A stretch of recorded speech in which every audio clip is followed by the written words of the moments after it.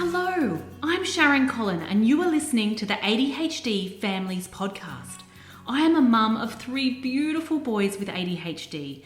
I love being a mum, but my home life was absolute chaos, and the stress of daily life had a terrible effect on my health. My husband had so many horror-filled stories of growing up with ADHD that I decided I wanted to change the experience for my little boys. So I got to work, and I systematically changed and streamlined my family's lives to suit the ADHD brain. And now that I have my family on track, I want to help yours.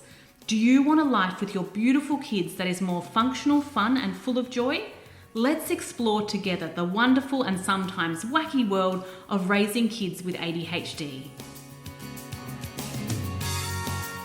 Hello, and welcome to today's episode of the ADHD Families Podcast. I'm so excited to have you here. Now, this episode is going to be all about the ultimate bucket list item that I recently did. And the reason that I wanted to share it with you today is because I know how burnt out a lot of you guys are, and you're going to relate to my story of feeling really exhausted, and something special that I've been planning for a long time to help combat some of that exhaustion.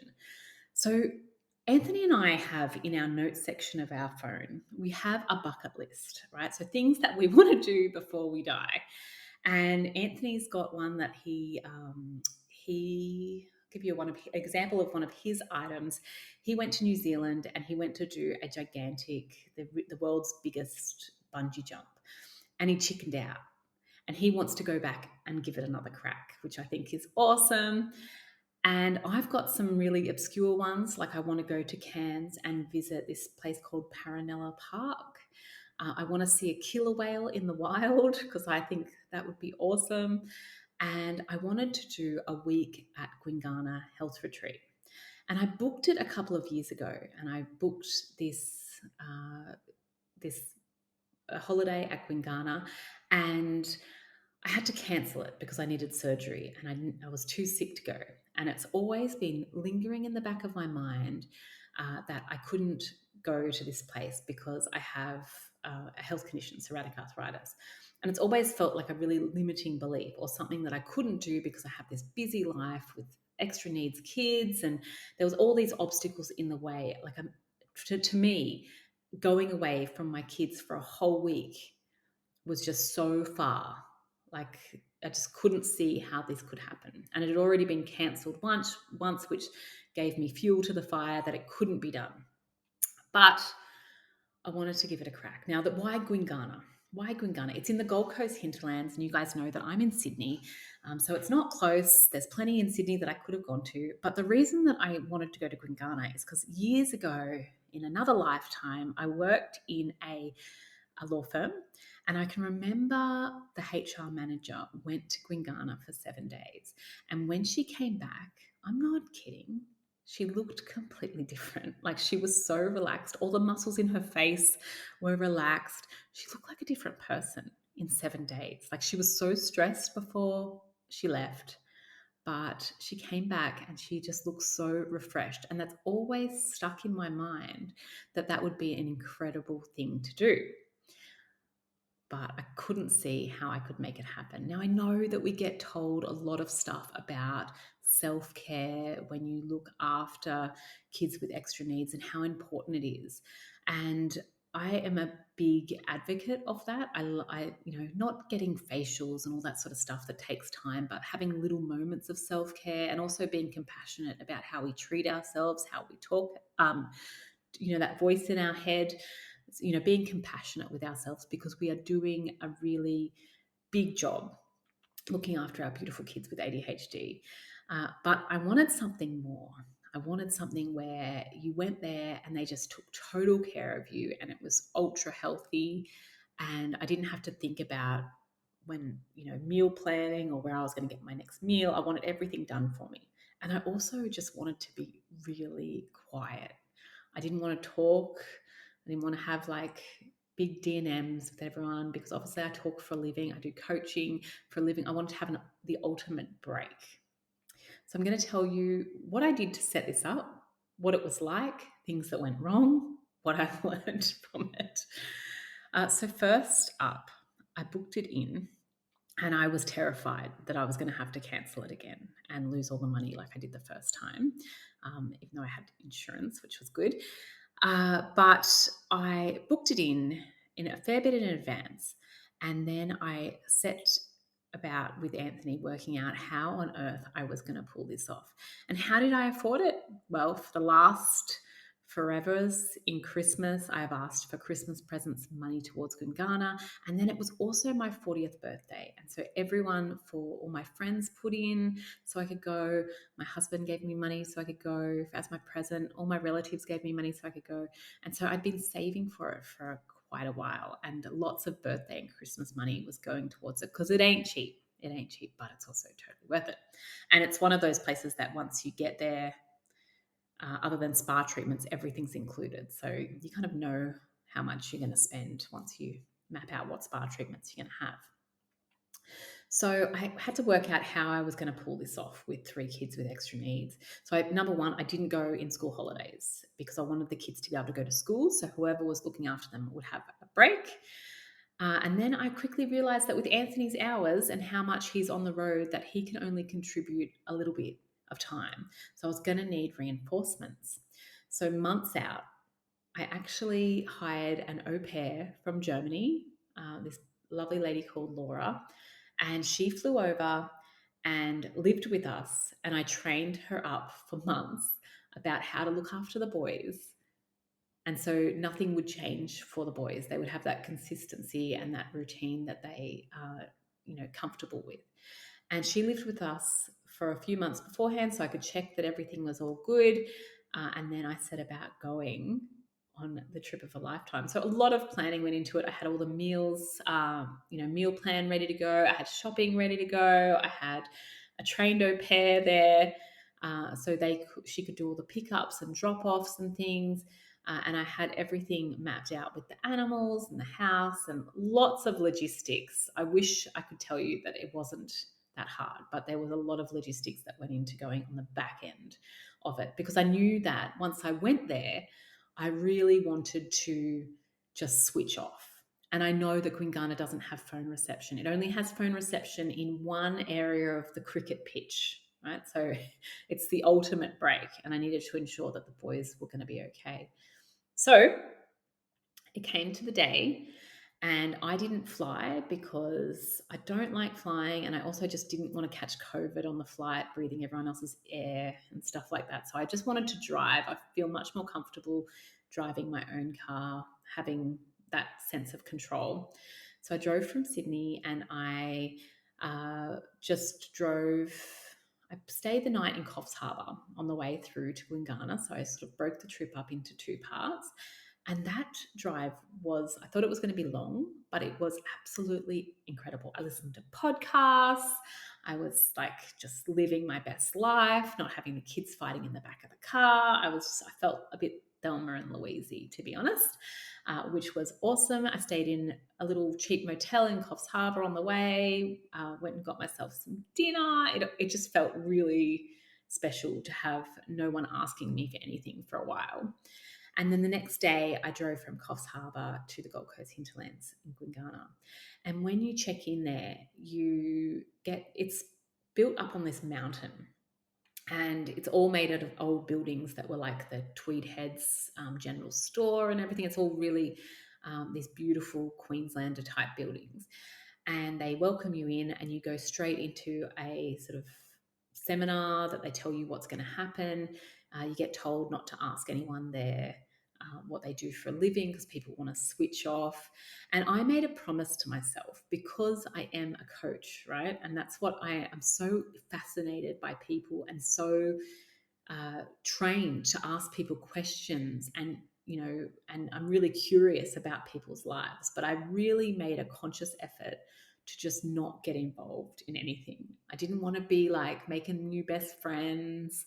I didn't want to be like coaching someone about their child that has ADHD. I wanted to sort of separate myself a little bit and just enjoy the quiet. So I made that promise to myself. Where I was staying was in the Orchard Suites. It was far away from everything. It was just the ultimate quiet. There's no TV, there's no Wi-Fi, there's nothing.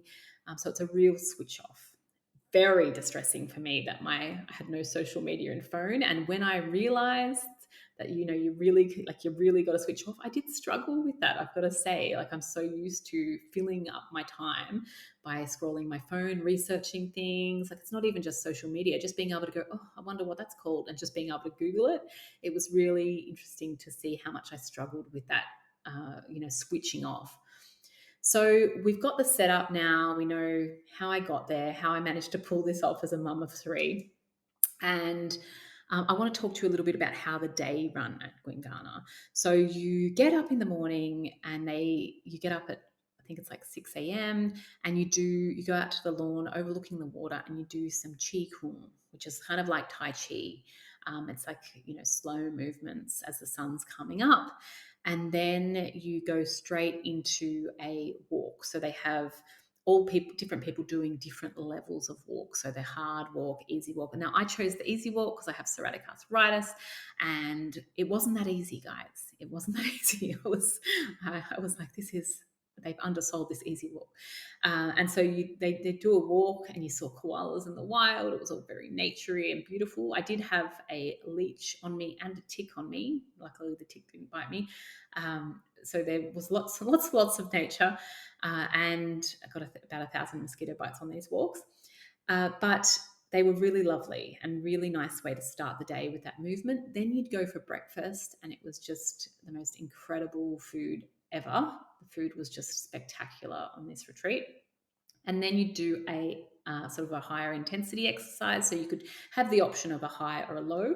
So you do like a boxing class, or like a dance class or something, or you could do like a yoga as well.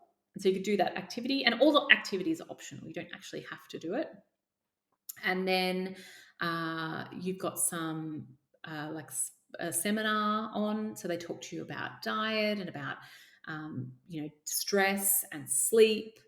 We even did a seminar about poo, which was hilarious. And then you go in the afternoon, it becomes like more rest time. Like everything sort of dims down a little bit, and people that are doing spa treatments go off to the amazing spa, and other people, might do some reading or whatever they feel like they want to do at that time, or rest. And then you've got dinner in the evening, and then bed, and everyone goes to bed really early because they have to get up really early the next day. So I wanted to talk about things that I found challenging on this retreat. So number one, the challenge was not getting involved in everyone else's lives there, because I am just that sort of person. Like, I love to ask questions, I love to learn about people, and I really struggled with not wanting to be with wanting to be a little bit separate, because I didn't want to make all new best friends there. The time was actually about me switching off, and I knew that that's what my body needed at that time. But I really did struggle with that. I really, thought the people that were there were amazing, and they had a lot to teach me, but I just needed that quiet. Also, things that I struggled with was obviously no phones, no social media. I didn't realize how much of a junkie I am. Now, I always am about, giving my kids good boundaries with social media and things, but didn't realize how much I actually use it. And it was quite confronting for me how many times I went down to reach for my phone. Uh, we had some hiccups with the kids. Xavier had 2 disciplinary actions at school there while I was there. So I'd go to the cricket pitch to call in to check on the boys, and I was just getting messages from the principal. It was just all going very badly at school, and my husband was having to handle it, which he's completely capable of. I actually think it was a really good experience for him to do that. And I guess just being away from the boys for that amount of time, I think I was geared up for it. I think I was, that I was kind of at peace with that. But obviously, you do miss them when you're when you're away for that long. And then I wanted to talk about the best things and things that I learned as well. So the best thing that I did there, they have all these really unique experiences, really things that are really different that you just couldn't do everywhere. Uh, one of the best things that I did was equine therapy. Now, I am not a horse person. I am a boxer dog person and even probably a cat person, but I haven't really had that much exposure to horses, and I'm a little bit like terrified of them. And we did this amazing session with an equine trainer called Sharon, great name. And we basically, it was a group of us. It wasn't an individual equine therapy. And I found it more fascinating to do it in a group setting because I loved watching how the horse that we were doing equine therapy, there was two different horses. You could pick which one you wanted to do therapy with.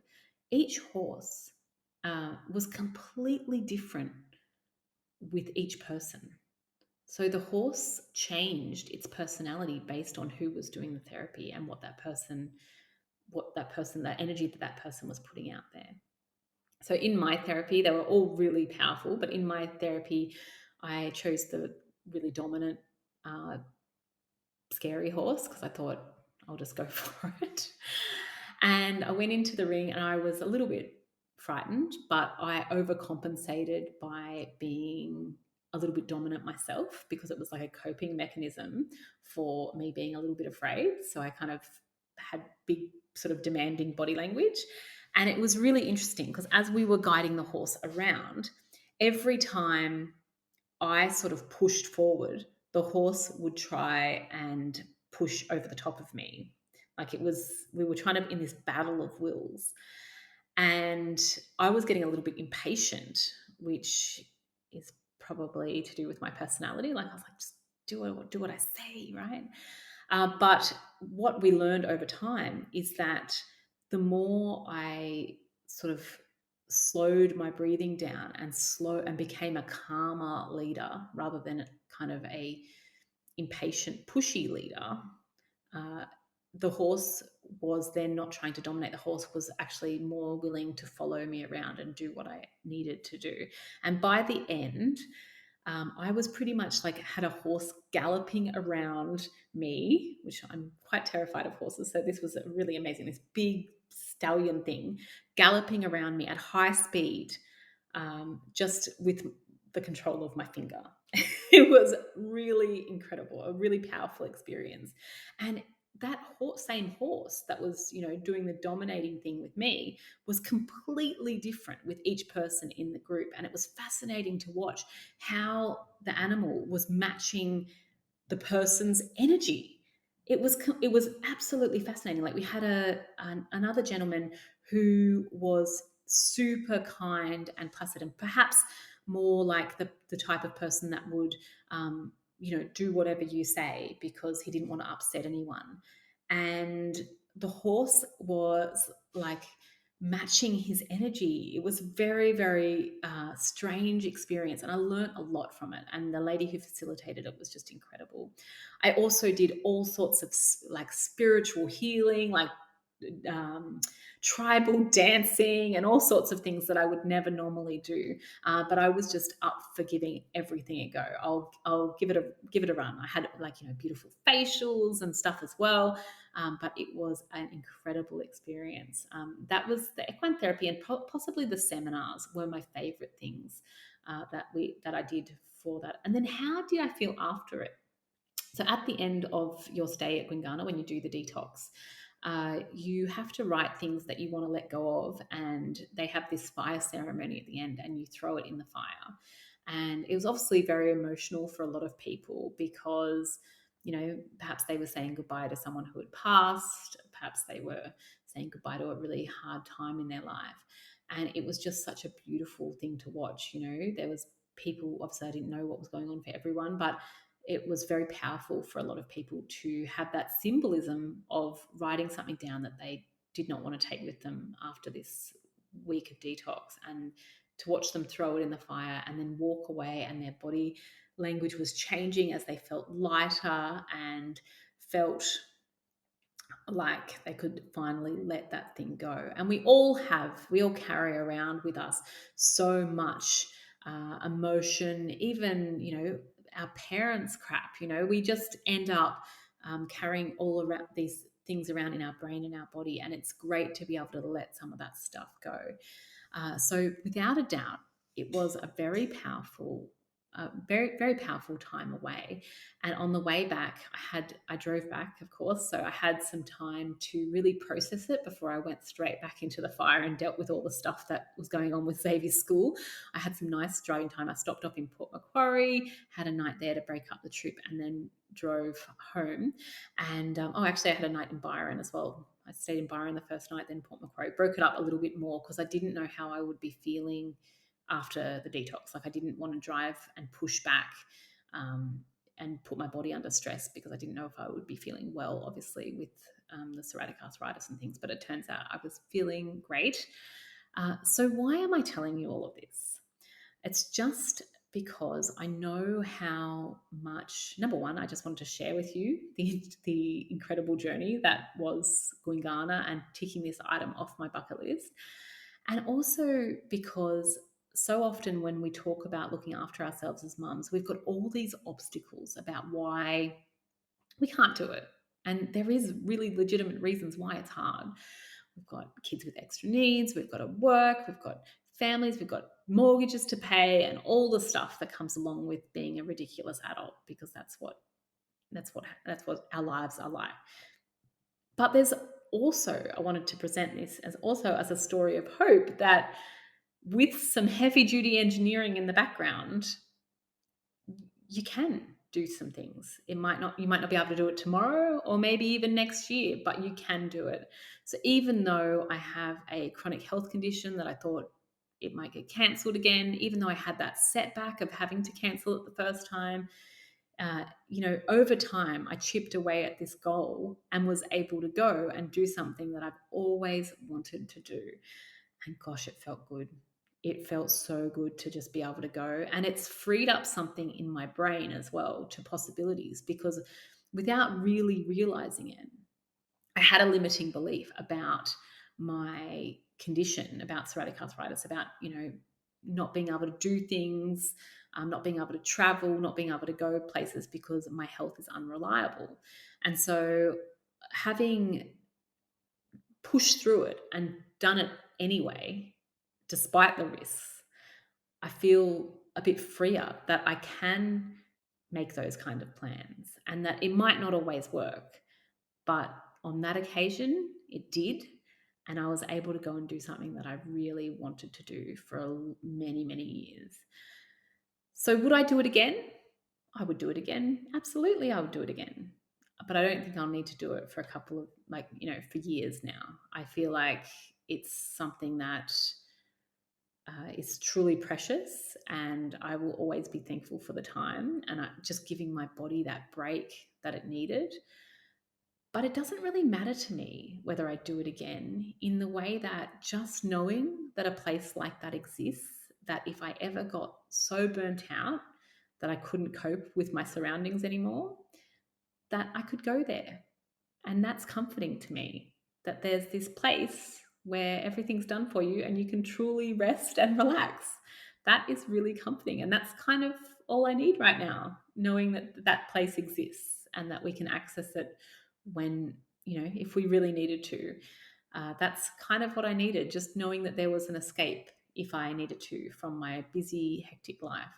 So I hope that's a comfort to you as well, and that you can think about some things on your bucket list and think about what in those times, think about what things on your bucket list you can make happen, because you are more than just a parent of special needs kids. That's a big part of your life, but that's not you. You are a person with your own hopes, dreams, fears, your own bucket list.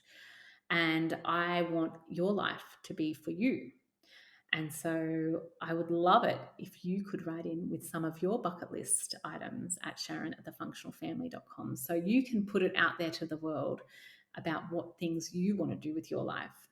And we can work together at chipping some of these things off your list so that you get to do the things that you want to do too.